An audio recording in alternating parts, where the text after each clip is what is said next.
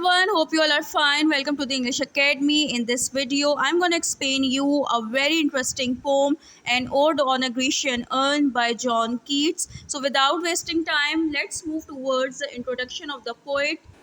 John Keats was born in 1795 in London. He was the son of a prosperous coachman. Coachman means the driver of horse-drawn carriage, but both his parents died when he was very young. He was apprenticed to a surgeon and in 1815 went to Guy's Hospital, London as a medical student. In the year between the ages of 23 and 24, Keats wrote almost all of his major poetry. Some of his most famous poems are Ode to Psyche, La Belle Dame Sans Mercy, Ode on a Grecian Urn, On Melancholy, and To a Nightingale. Keats died of tuberculosis in 1821 in Rome, having inherited the disease from his family. So this was a brief introduction of the poet John Keats. Moving towards the first stanza, Ode on a Grecian Urn. Student, ode means a poem. It's a form of lyric poetry expressing emotions. Grecian means Greek. Urn means vase. Though still unravished, bright of quietness, the speaker addresses the urn, the vase, as bride who remains untouched and serene. Though foster child of silence and slow time, the urn is described as a product of silence and the slow passage of time.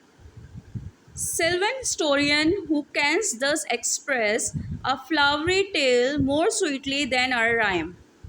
It means that the speaker praises the urn's ability to tell a beautiful story through its artwork, surpassing the power of poetry. What leaf French legend haunts about the shape? The speaker asks what mythological story is depicted on the urn, of deities or mortals or of both. The speaker wonders whether the urn depicts gods, humans, or both.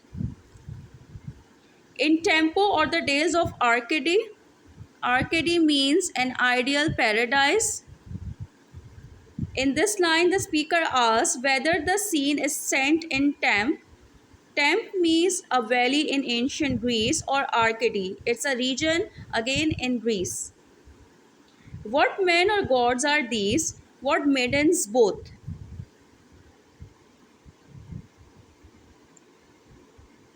What men or gods are these? What maidens loath?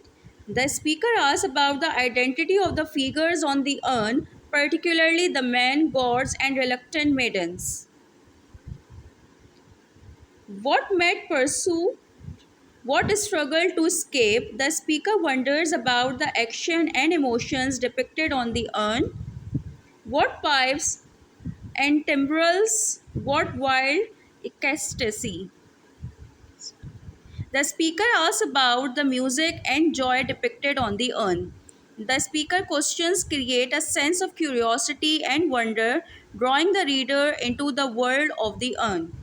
Students, if I summarize this whole stanza, so it simply means the speaker is talking to an ancient Greek vase. He is saying, you are beautiful and quiet. The urn tells a story through the pictures on it. But the poet or the speaker is asking, what's the story about?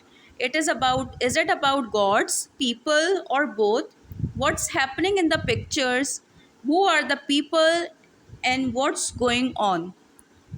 So this was all from the explanation of the first stanza and introduction to the poem's poet. For the explanation of second and third stanza, you need to watch the videos later. Till then, take care. Bye bye.